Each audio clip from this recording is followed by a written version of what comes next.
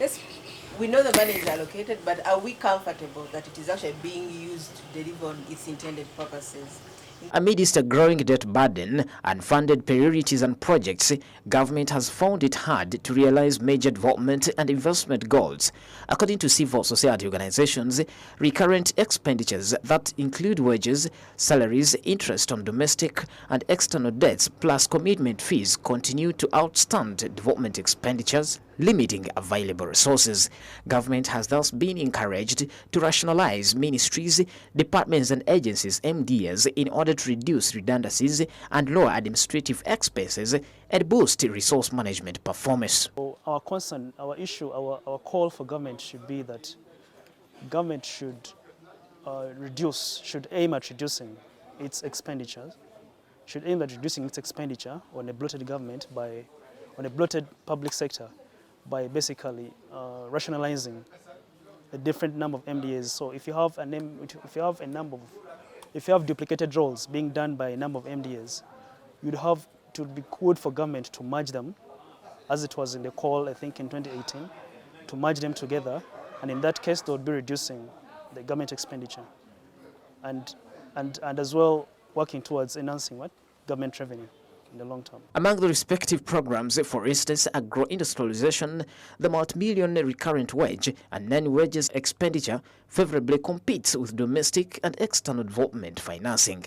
From the civil society's perspective, high administrative costs, corruption and supplementary budget financing, among other issues, have distressed development progresses.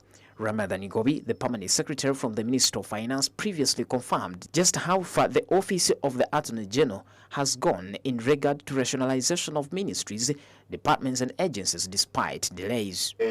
Implementation of rationalization, it has delayed, but it is on track. The Office of Attorney General is finalizing the legal revisions needed to have these institutions rationalized.